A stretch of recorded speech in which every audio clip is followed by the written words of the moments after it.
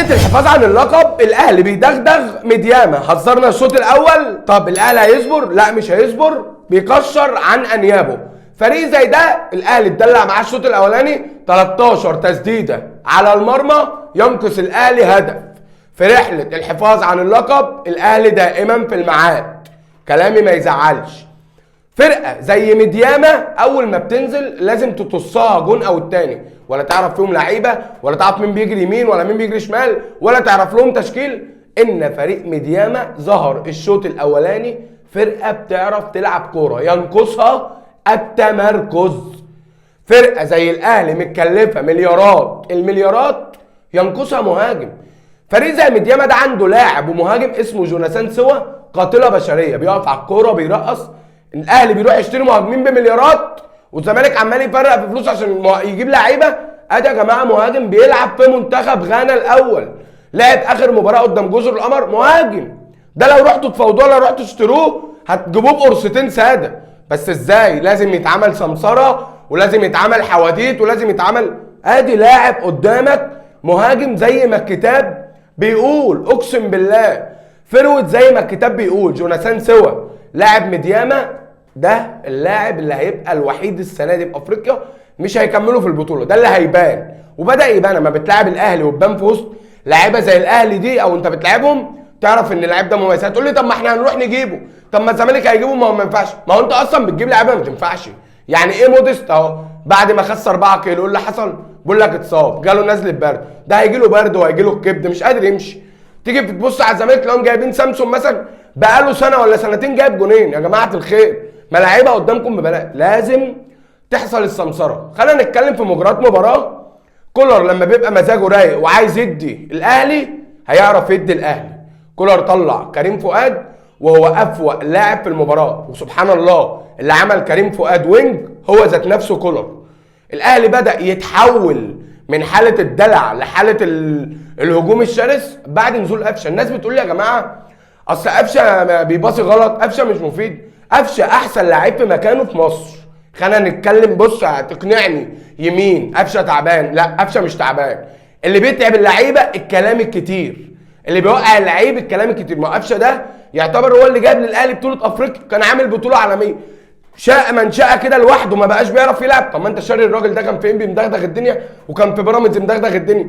استحاله ما بيبقاش يعرف يلعب. ما هو الراجل قدامك انت شايفه، قدامك حريف وبيروح المنتخب، والناس جاله عروض كتير وراح الاهلي. بقى لوحده ما بيعرفش يلعب. طب ايه اللي هبط مستواه؟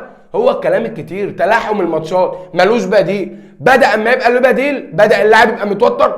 قفشه النهارده نزل غير من شكل الاهلي 180 درجه. تقول لي ازاي؟ ما اعرفش. الاهلي كان فرقه الشوط الاولاني مهزوز دفاعيا. انا بكلمك كلام بما يرضي الله. انا لما باجي اتكلم على لاعب او بتكلم على فريق بشيل انتمائي على جنب، انا ما بخسفش مجهود حد. الاهلي النهارده دفاعيا الشوط الاولاني ما الفرقه دي مضيعه انفراد. جوناثان سوا ده عامل كوره بالكعب من ورا ياسر ابراهيم ومحمد عبد المنعم، والاثنين دول المفروض هيبقوا قلب دفاع منتخب مصر. بتتكلم ان في واحد فيهم اصلا دفاع منتخب مصر بيتبنى عليه، محمد عبد المنعم. فالفريق مهزوز. كولر لما بيبقى عايز يدي بمزاجه هيدي، ما ينفعش تغيير. الراجل رجع قال لهم من المره الاولى باشمهندس سيد عبد الحفيظ مشيتوه ليه؟ الراجل ده ناجح معايا. مشي ليه؟ الله اعلم الظروف اللي مشت الراجل ايه.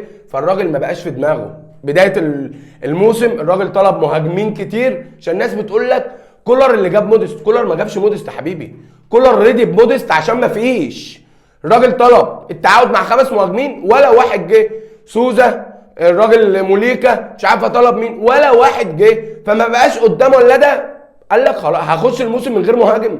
الراجل جابوه زي ما انتم شايفين، طلع شوربه بيقاوح معاه عشان ما يكشفش الفشل اللي مجلس اداره الاهلي اتحط فيه. والاهلي النهارده جايب مهاجم عشان يلعب مع الاهلي في دوري ابطال افريقيا وكاس عالم الانديه ويشيل الاهلي قدام. لا اللعيب اصلا جبتك يا عبد المعين تعني لقيتك عايز تتعاد. فالاهلي فرقه متكلفه مليارات المليارات بتلعب بدون مهاجم. ما تقوليش عيب مدرب. مدرب ايه؟ مين الراجل ده؟ لعب في بروسيا، هتعيش على التاريخ. راجل شفت الاهلي اشترى اللاعب ده فيديوهات، اقسم لك بالله اللي اتفرجوا على ده دلوقتي استحاله حد يجيبه. انا ما جابوش يلعب معاه لعب خماسي. ده الاهلي اشترى اسطوانه عليها فيديوهات اللاعب ده، اتفرج على الاجوان هتعيش على الذكريات بتاع دورتموند. طب انت عايزه معاه فين موديست النهارده؟ مش هتلاقيه. ما تشيليش هم مدرب، ما تقوليش اصل المدرب اختاره عشان زهق مش لاقي قدامه. كل ما يقول لهم مهاجم وبيروحوا يجيبوا له حسام حسن ويروحوا يجيبوا له شادي حسين. لا حول ولا قوه الا بالله. رجع صلاح محسن، عايز يعمل زياده في الهجوم، وما فيش حد سادت في هجوم الاهلي اخر سنتين غير هو كهربا. المهاجم الوحيد بعد وليد ازارو اللي الاهلي خسره هو اليو بادجي. وموسيماني جه مشي اجاي اللي كان برضه بيلعب جناح، والراجل استخدمه كمهاجم كتير في الاهلي وكان بيحل.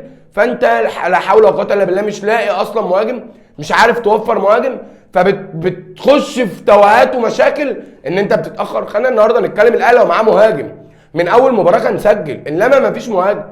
كهربا الحل الوحيد اللي بيحله بخبرته وبلعبه مباريات كتير، ونزل قبل كده من زمان لعب مع المنتخب فرقه، فبيقدر يحل اللغز اللي هو. انما الراجل مهاجم، كهربا مش مهاجم يا جماعه. كهربا كان في الزمالك جناح، وفي انبي جناح، وفي الاتحاد السعودي جناح. اللي خلاه لعبه مهاجم هو ان الاهلي مش لاقي مهاجمين. لو الحلقه عجبتكم انزلوا اعملوا لايك واعملوا سبسكرايب، واستنونا في مباراه الزمالك وابو سليم الليبي غدا ان شاء الله. هتبقى حلقه موت.